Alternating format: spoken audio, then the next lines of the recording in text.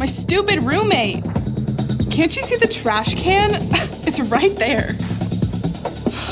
She does this all the time. And look at all this dirty laundry. This takeout has been here for a week. Oh, here she comes. Maybe she'll apologize and clean up or something.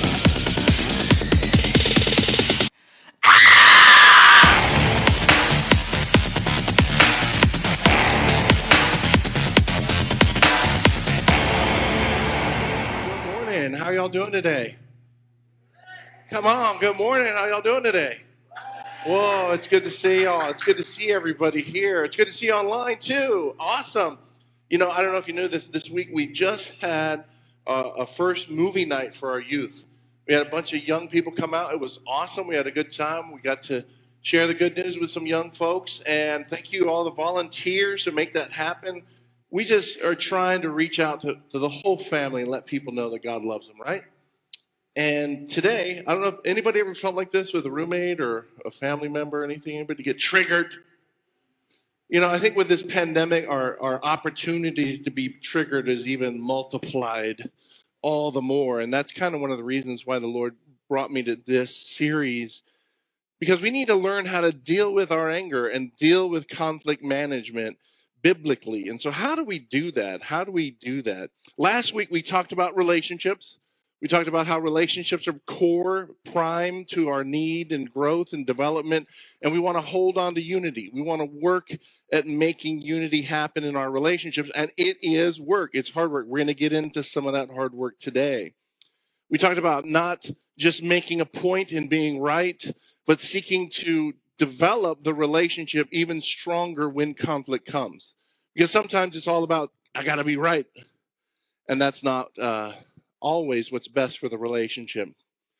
I'm going to make a statement here. Not everybody kind of agrees with it. I think as we dig into it a little bit more, I think you might get what I'm talking about. Because I really believe at the beginning of every relationship reaction of conflict is anger. I believe when you start to begin to react to conflict with anger, whenever there's conflict, anger is the thing that is starting that off. Now, some of us may go like, John David, I'm a pretty mellow person. Any mellow people out there? Any mellow? Got a couple mellow. Like, I don't get angry. It's hard to get me angry. I'm not angry. And I just want to say, I think we're going to look into some of this, because I think what happens is the reality is we have anger things going on, but we don't express it the same way. And that's why I come to this next point.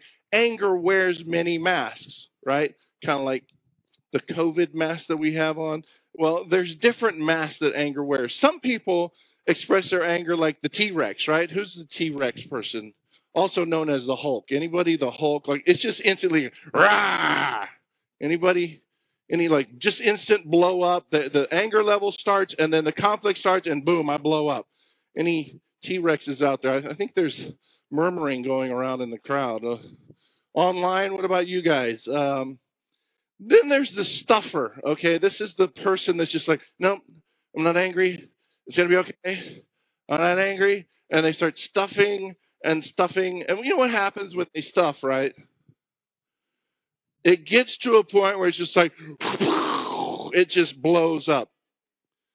Now, there's one I didn't have on here, but I'm just going to put it on here, so there's no slide for it. But I'm calling it the accountant. Do you know the accountant anger person? This is the person that's like, oh, okay, you did that again? All right, I got it.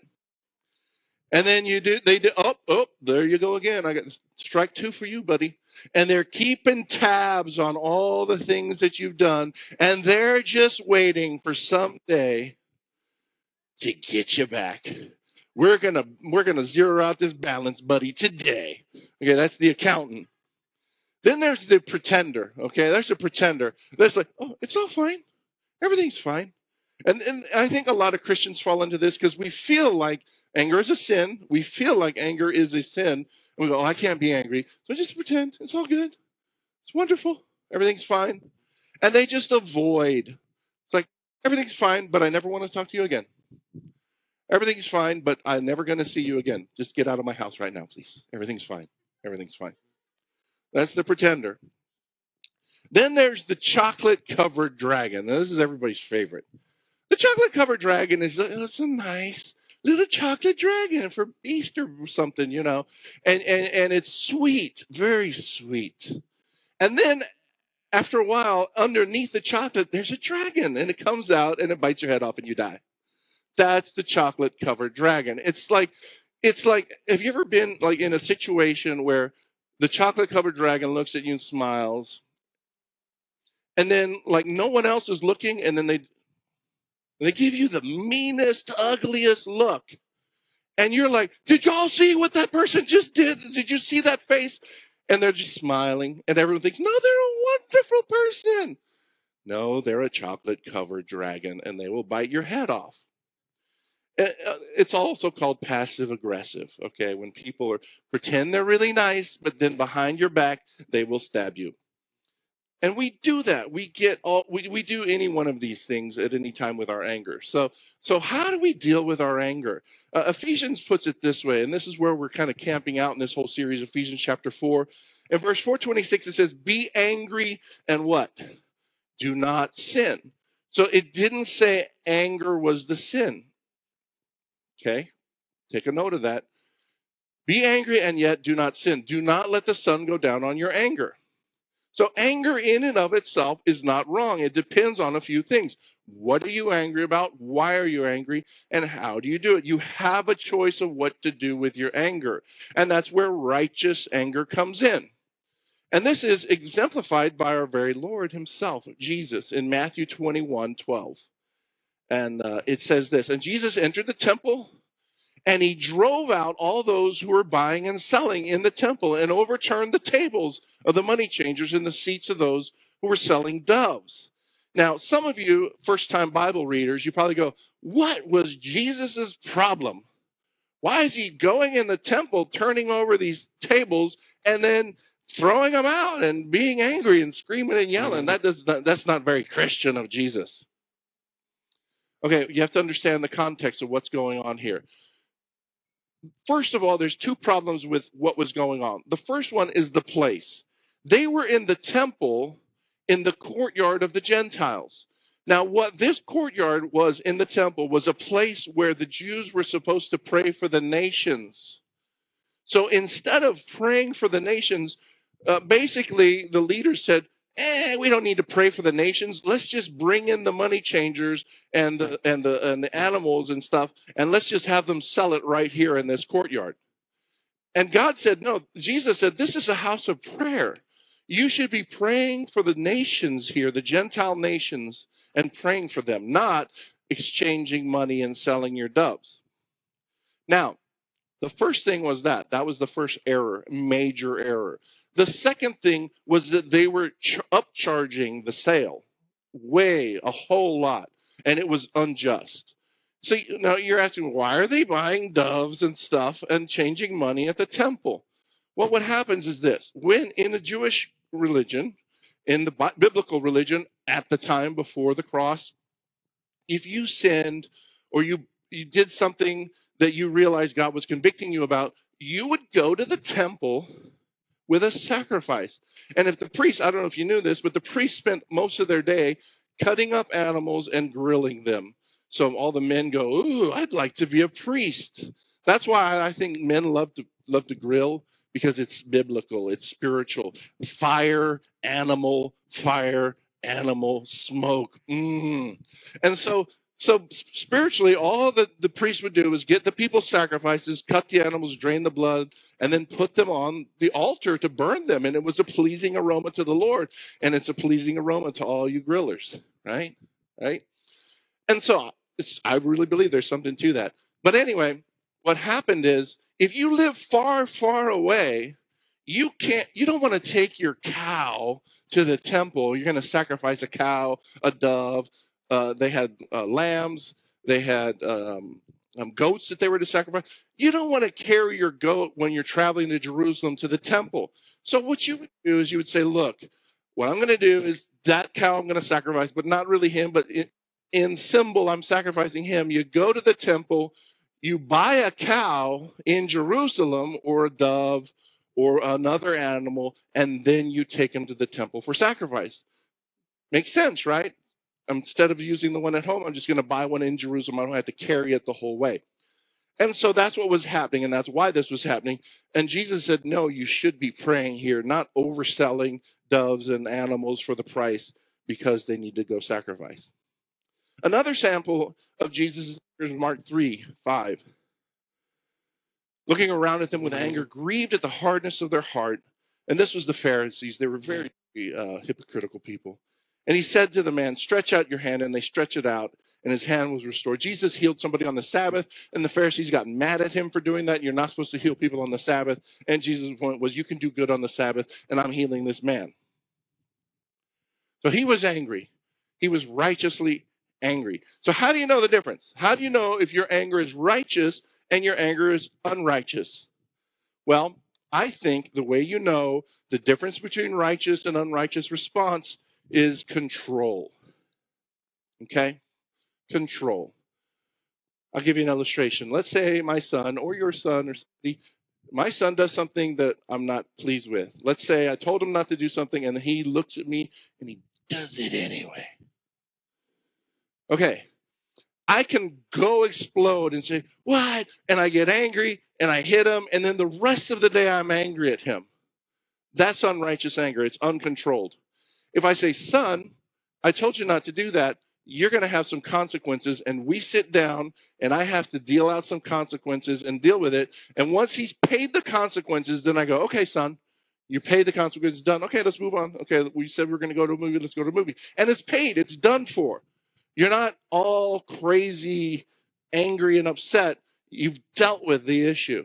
That is righteous anger. I'm angry. You did something wrong. You have to deal with it. It's done now. You've done it. You know, if you believe in corporal punishment, you spank them and then you hug them and say, it's over. You paid the price. Now let's move on. But if you can't do that and you're angry and you're frustrated all day long, that's unrighteous. And we'll talk a little bit more about that. You see, what happens is, as a believer in Christ, our response to anger needs to be different than the world's.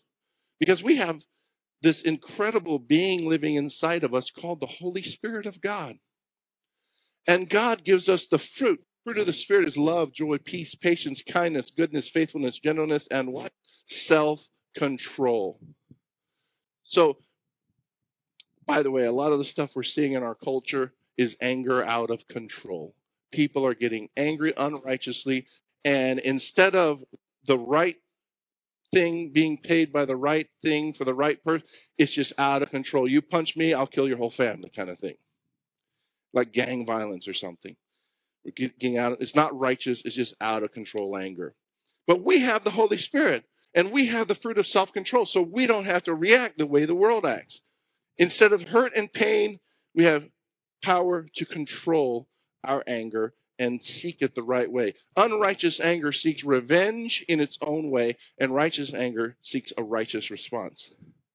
That's why in Ephesians 4:26 it says, be angry and what? Do not sin. And then it says this, do not let the sun go down on your anger. Now this is another very, very misunderstood passage. When I first read this, I thought, don't let the sun go down on your anger. So wife, we're going to talk this thing out if we have to stay up till 3 a.m. to figure what the heck is wrong, and then we'll go to sleep. Everything's peaceful and fine now. Anybody tried that one? Anybody tried that one? Don't let the sun go down on your anger. So we got to sit down and resolve this all night long until it's resolved, and then we can. It doesn't say resolve it. It just says don't let the sun go down on your anger. It doesn't say you're going to resolve whatever the issue you were angry about. Do you get that? What I'm trying to say is sometimes the resolution doesn't come that same day. Some are easy. You spilt the milk. Okay, you deal with it. It's over. Other things like I'm bitter because when I was a child, somebody molested me and now I hate all men. And therefore, in my relationship with my husband, I can't have good, intimate relationships because I'm bitter because men abused me when I was a child. And so now I'm angry at my husband for trying to approach me physically, and and then we have a fight. Well, guess what? Y'all can fight, but that issue ain't going to be resolved that night. That is a deep-seated anger issue that needs counseling. It needs prayer. It needs fasting. It needs resolution. That's going to take some time. Now what? You can forgive each other and not be angry and go to bed. And you can say to each other, honey, we've touched upon a deep subject here that we need to deal with, and we need to go get some help with this. Does that make sense? You can be angry, deal with the anger, but not necessarily the issue. That might take longer. Okay? So, we're not going to instantly resolve all of our conflicts. Our response to anger often determines our relational destination. Think about that. The way you respond to anger in relationships and conflict kind of will tell you where that relationship is going. So if a husband and wife can have an angry situation, that's why sometimes in counseling I'll ask people, when's the last time y'all fought? And the way they respond to the last time they fought will almost tell you how long they're going to be married, if they're going to stick with it. Because then we fought the other day, and then we sat down and talked about it and realized some things, and then we moved on. Awesome. But if it's like, well, we don't fight. Okay, I got a stuffer here, or I've got a pretender here, or I got a chocolate covered dragon here. Yeah, we never fight. I just get even with him in the middle of the night.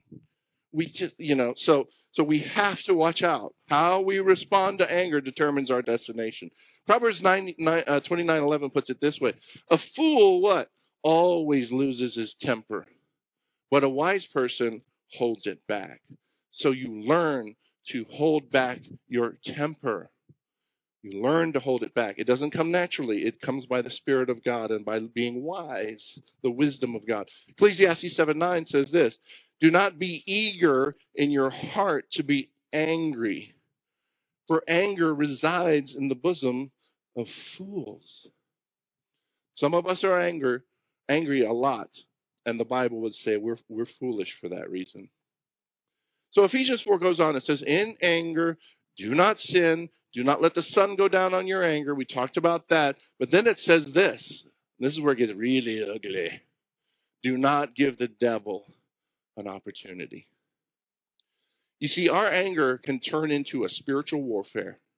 Our anger can turn into something demonic, where it's not just regular anger now. The enemy comes in and starts saying, how dare you let that person talk to you that way? You're so much more important and valuable than them. They have no right. And then you start finding ways to get back at them and then manipulate, and your anger turns into bitterness and judgment. And you see, the devil's like a little mouse. Anybody had a mouse in their house at all recently? Anybody ever had a mouse invader? No? No mouse invaders in here? Anybody? No hands? I got one hand. Two hands. Anybody online? Just type mouse on the notes, okay? Mouse. Didn't you hate it? Like, we had a mouse invasion one time where this one little mouse got in a crack, and it brought its whole family. And so we started hearing all day long. And there was a light fixture on the roof, and they were up on the roof, and we're hearing these things in the attic. Like, what's going on? My wife's like, did you hear that? Did you hear that? And I'm like, oh, no, we got animals. And so then one time the light fixture was open, and one of them got in the house. I mean, I walked into my kitchen, and there was a big mouse, like this big, sitting on the kitchen countertop eating a sandwich. And I'm like, where did this thing come from? And I mean, it was a horrible experience trying to get rid of this whole rat family out of our house. But you see, that's what the way the enemy comes in. A little crack, he gets in your heart and starts multiplying the offense and multiplying the anger. And before you know it, you're just walking around just ready. You got to anything that comes your way, you're going to blow them away with your anger. Because Satan has got you all wound up. It's kind of like what happened with Cain and Abel. Think about this.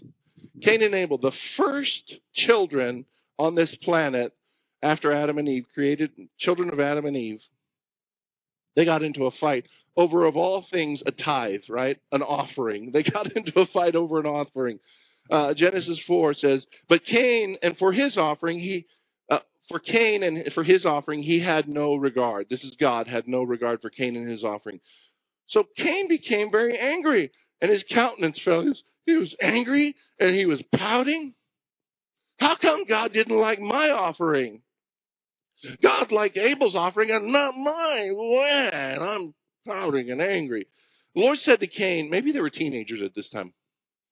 I don't know. Maybe all those emotions were going and the hormones and everything.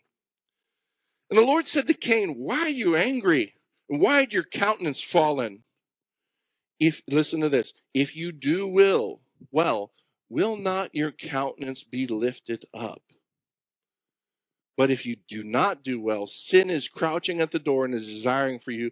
But you must, here it is, you must master it. See, if you do well, you can deal with your anger against your brother and master it. But if you don't do well, sin is crouching and it will eat you alive.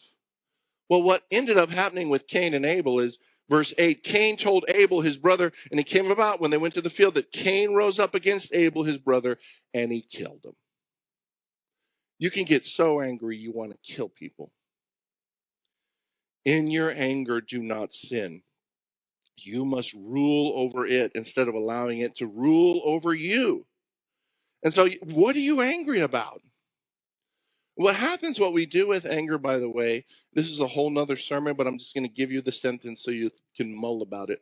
When we get angry and try to control people with our anger, what we're doing is you saying to them, you need to serve me now. I want my way, and I'm angry that I'm not getting my way. So I'm going to be angry and manipulate you to serve me now. And watch this. Now we're becoming masters rather than what Jesus called us to be, servants. The other day, we had some friends over for dinner, and we have 6 people and 5 chairs, and then we had this little dinky fold-out chair. And I'm sitting there going, man, who's going to sit in the fold-out chair? It's very uncomfortable. And then I'm sitting there going, okay, my son, I'm going to give it to my son because he's the youngest, and he deserves to sit in the fold-out chair. And he's going to complain, and I'm getting mad if he complains, but he's going to do it. And then I said, I am trying to make him my slave. John David, you wear the big boy pants. Serve these people here. You sit in the fold-out chair. And I did. That's what I did. And I said, I'm going to serve them instead of forcing that nasty, crummy chair on someone else. I'll take the chair, and I'll bite the bullet, and I'll serve them, and let them sit in the comfortable chairs. We have to serve people. But when we're angry, we're trying to get them to serve us. Zachary, give me this. Give me that. Do this for me. Do that for me. And we're just taskmasters. What are you angry about? Find solutions, not reactions. That's another one. You want to write that down. Find solutions, not reactions. Look for an answer instead of just, you little worthless blah. You know, why are you angry? Why is your son angry? Why is your daughter angry? Why is your dad angry? Why is the pastor angry? I don't know. All kinds of reasons. Are you mad? You know, sometimes the other day, Zachary was disrespecting his mother. And I'm like, why is he disrespecting? Instead of getting angry at him off the cuff, I said, okay, why is this happening? What's going on? Why is he upset with his mother? Maybe I missed the context. Maybe she just, screamed at him for something and he's screaming back. Help me remember this from last week. Help me to understand. Help me to understand what's going on. What do you need from me? What do I need to do to fix this thing that made me mad? You can write that one down too. What do I need to do to fix this thing that made me mad? These are all quotables, okay? It's hardcore stuff. Matthew 5 talks about this, and this is where the heart is deeper into our hearts. You have heard the ancients were told, this is Jesus. You've heard that the ancients were told you shall not commit murder, right? Of course, it's in the 10 Commandments, Jesus. And whoever commits murder is liable to the court. Yes, we know that, Jesus. But I say to you that everyone who is angry with his brother shall be guilty before the court. And whoever says to his brother, raka, that's the word in Greek. It means you good for nothing or empty-headed. Whoever says to his brother, empty-headed, you empty-headed, good for nothing, shall be guilty of the Supreme Court, and whoever says you fool shall be guilty enough to go into the fiery hell. Have you ever thought that maybe your anger is just another form of murder? Your anger is just another form of saying, I wish you were not existing right now. I wish I could take you out of the equation. That's hardcore. I mean, one time my dad, when I was a kid, we were going on a picnic. This was in Bolivia. We're going to a place called Montero, and we're in the car. We're going to get in the car, and he checks, and the oil hasn't been changed. And in Bolivia, my dad was wealthy, so we had, paid people to help us. So he had a guy that was kind of like his car fixer, and then we had maids, and he was doing well. And so he calls this car guy that he's hired to help him with the car and clean the car and change the oil. Why didn't you change the oil? And in Spanish, he said it this way, idiota. I know in Spanish, everyone hearing that's like, that's the worst word you could ever use. That's almost a curse word. Basically, he was saying, Raka, you empty-headed imbecile, is what he was telling this person.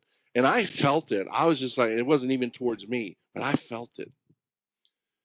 And that is enough for my dad to deserve the punishment from God. Anger is not something we need to be messing around with. This is serious stuff. Unrighteous anger, I mean. Anger leads to conflict, and conflict leads to places sometimes we don't want to go.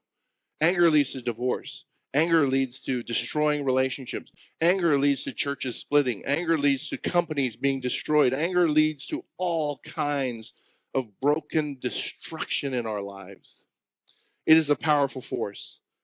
So God calls us that in our anger, do not sin. And look at the biblical response to anger. And this is the biblical response to anger that can keep us out of danger. Okay, this is how we can keep out of danger. It's one verse. It's very simple and profound. No formulas. It just says this. Let all bitterness and wrath and anger and clamor and slander be put away from you, along with all malice. What that's saying is you are responsible for those things right there. Bitterness, wrath, anger. And you are responsible to get it out of your life, to put it away, to get rid of it, to say no more. I'm not going to live like this. You're responsible to release it, When you realize it, acknowledge it, you release it. Because we cannot allow anger to linger because it starts growing into other things.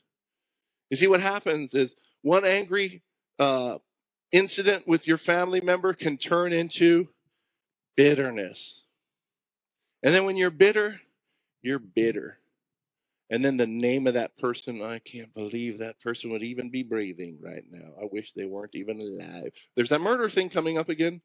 I wish they were dead. If I say one name and you can't handle hearing that person's name, it goes right to the nerve. That person's name.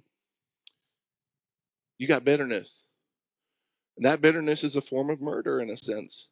You wish they weren't alive. You don't want to have anything to do with them. And that tree of bitterness will destroy you. It's like a little sapling. A tree can grow and drop off the seeds, and then the little saplings start growing. What happens if those little saplings will suck up the moisture, and then the tree itself dies? And bitterness can suck up everything in your heart, and your heart dies. Have you ever seen a bitter old person? Maybe have you old grandma or something? You love your nanas and stuff, but sometimes they're just bitter and old and bitter. And you go visit them, and it's nothing but negativity. It's like, well, 20 years ago, your uncle did this, and 20 years ago, your cousin did this, and 30 years ago, and they're just waiting to die in their bitterness. Do you want to be that person? Just remember the accountant bitterness person, just holding it all in. And this person did this and that and this. I watched, by the way, if you want to watch a good movie about this, go watch, what's the name? Overcomer. It is such a good movie. It shows a great example of getting rid of bitterness and anger. See, the scripture says this, James 1, this you know, my beloved brethren, everyone must be what? Quick to hear, slow to speak, and slow to anger. For anger does not achieve the righteousness of God. See, there's people out there crying for righteousness. We need righteousness, and I agree we need righteousness. But your anger does not achieve the righteousness of God. And we just want to burn cities down and burn people down and kill people in our minds. I wish they weren't even alive.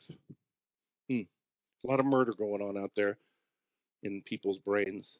What I want to call us to is to do 4 things when we feel this anger stuff going on. First of all, pause. Just stop. Take a break. Pause and go, okay, what's going on here? And when you pause, do this too. Close your mouth. Don't say what you want to say. Because usually the first thing you want to say is murderous. It's not really murderous, but the heart is murderous, but the words aren't as murderous as your heart is, right? What are you doing? Why would you even do that? You weren't thinking. You're such a, I wish you never, murder. So quiet. Just stop talking. Be quiet. Pause and put a pause on your emotion. Like, wait, gain your composure. There's this famous thing that people say, when you're angry, do what? Count to 10. Okay, that's actually good advice because it makes you stop and pause and go, okay, wait a minute. I don't want to chew someone's head off. I don't want to murder somebody in my heart. Lord, help me. What's going on here? So count to 10. Then identify. Identify what is the real issue. So that's the next one. Identify. Think about what's going on here. Why am I angry? Why am I feeling what I'm feeling? If it's a righteous anger, deal with it. Find solutions. You don't want to turn into unrighteous anger. What are the issues here that need to be men man up, right? And say, hey, I'm going to fix the problems of my family, men. I'm going to be the leader, spiritual leader, and find some solutions here. If we need help, get help. Say, hey, this solution is something I can't handle. I need counseling. I need to go call the pastor. I need to go to some counseling. I need somebody to help me because this is not going to fix itself. Quiet. Identify. So what happens at this point, we start making statements, right? We start talking about, well, you need to do this. Why do you always do? And you start making statements. And instead of making statements, ask questions. Okay, let's say somebody's been cheating on somebody. So your husband or your wife is cheating on you. What you want to do is kill them without saying that. You don't want to kill them, but in your heart, you're like, argh. What we want to do is automatically make statements, right? Look at you, what you're doing. You're really horrible. You're a bad person. You're sinning. You're wrong. Remember, we're back to that thing where we're trying to make ourselves right again. We're trying to prove our point.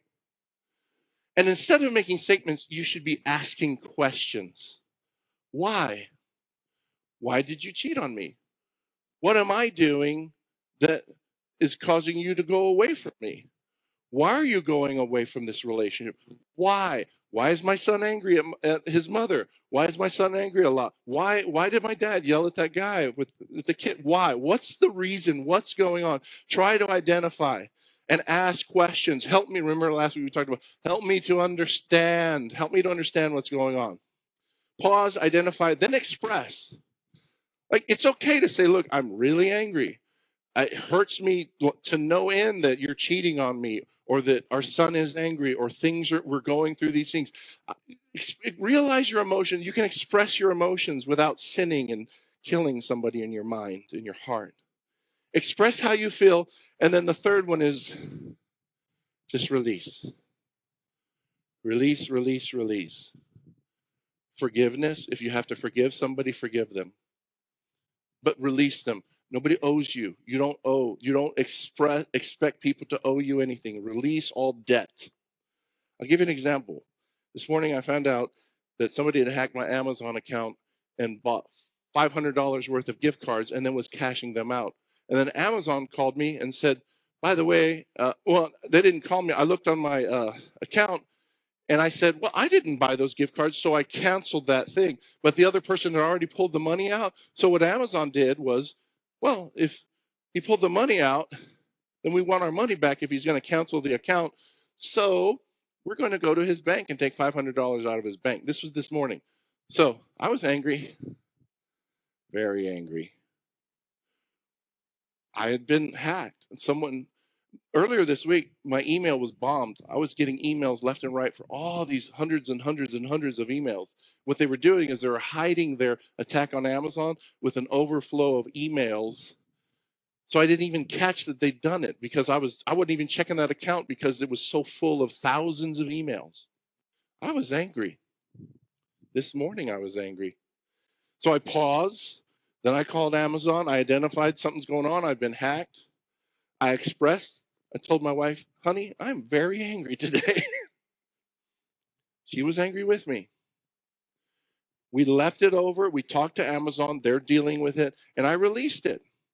And I drove to church here this morning. I release. And I sent that guy an email, whoever it is, guy or girl, I don't know. And I said, you have done wrong. You know who you are. You know what you're doing. I don't know who you are, but you're wrong. Because their email was they sent the email to this person, the gift cards through email to this one person. And I said, you're wrong. God sees you. He knows what you're doing. I pray that you get forgiven and you deal with that. And I released it. It's over. Now I'm going to work with Amazon to try to get my money back. But I'm not all angry and crazy and bent out of shape the rest of the day. Another thing, anybody worked on a car? I got some dirt in my fingers working on a car. Anybody work on cars? Car workers? Anybody? So I'm working on my car the other day, and this little screw, I can't get to it, and I'm trying to get the screw in, and it falls into a little nook and cranny right inside the engine, and I'm like, "Rah! Zachary, get me a magnet, trash!" And I'm angry. I'm angry at my car. More specific, I'm angry at that little nut that fell. And I'm angry, and then I realize, wait a minute, I don't need to blow up on Trish or on Zachary. So I pause, I identify, I am angry at a piece of metal this big.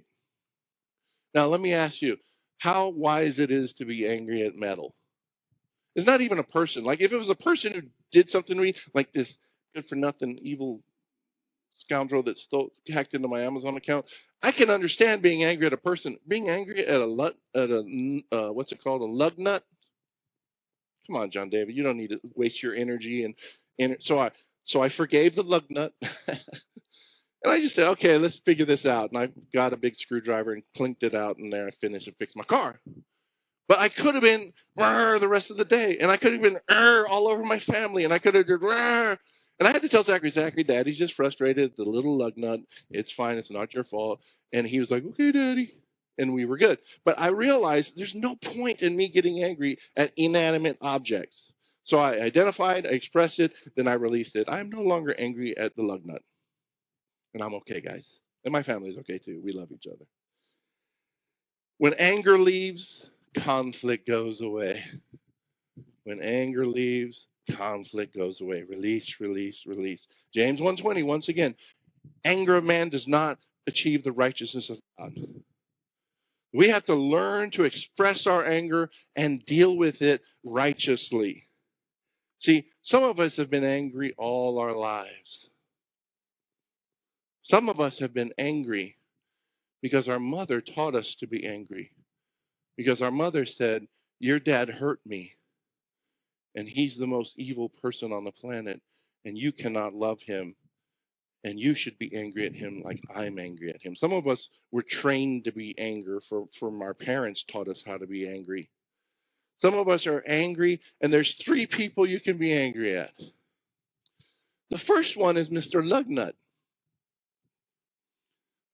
I was angry at a piece of metal, but it wasn't a piece of metal I was angry at. I was angry, check this out, at my circumstances. I want to fix this fast. It's not happening.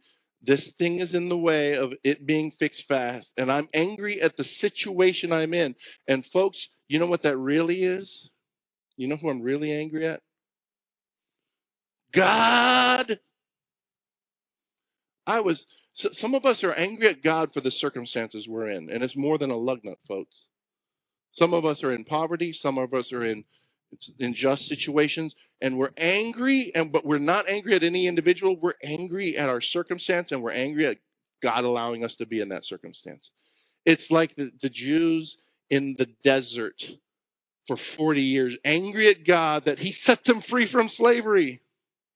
Angry that they weren't in the promised land the way they wanted to be, as quickly that they wanted to be, and they were angry and complained the whole way for 40 years.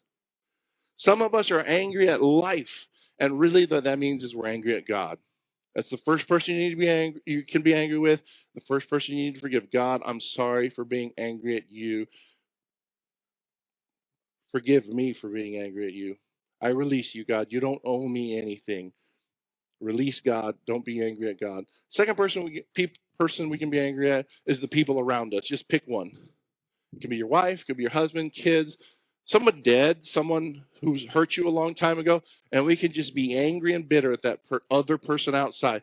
And I'm telling you, release it, forgive them, let it go, be at peace. You do not have to be angry with them anymore. Be at peace. I'm speaking to somebody, be at peace. The third person you can be angry at. You can be angry at God for your circumstances. You can be angry at other people because they sin against you. The third person you can be angry at is yourself. I can't believe I did that. I'm a worthless, no good, nobody. And some of that came from the outside originally, like your parents said, you didn't get all A's, I'm so angry. You didn't do this, you didn't do that. They're angry at us. And then we internalize that and then we turn it on ourselves. Now, I'm angry at myself for doing that. I'm angry at myself for doing it. And I'm angry at myself. And we walk around angry. We're angry at God, angry at others, and angry at ourselves. Release yourself. Forgive yourself. If Jesus died for you to forgive you, you can forgive yourself. If Jesus died to forgive you, you can forgive those other sinners out there because you're a sinner just like them. So if God can forgive you, he can forgive them, and that means you can forgive them too. And be at peace with your circumstances. God is not against you. The world is not against you. That's why Ephesians 4:3 is such a hard verse when you really get down to it. Because guess what? All this stuff I talked about, and I've touched a lot of points today, and I'm sure everyone in here can go, yeah, that, yeah, that, yeah, that. This thing right here, Ephesians 4:3, this is hard to do. This is work. All of this is spiritual, mental, emotional work, and it has to be done for us to mature and grow. That's why it says be diligent, work hard, work hard, work hard to preserve the unity of the Spirit and the bond of peace. Shalom, peace with God and the universe, peace with others, and peace with yourself. See, peace is the opposite of that anger. I am not angry with the universe or God. I'm not angry with my circumstances. I'm not angry with the people around me, and I'm not angry with myself. I am at peace. And folks, you have to work hard to be at peace. It takes a lot of energy to release, to forgive, to let go. It takes a lot of work and humility because our goal is to be at peace with God, to be at peace with others, and be at peace with ourselves. Father,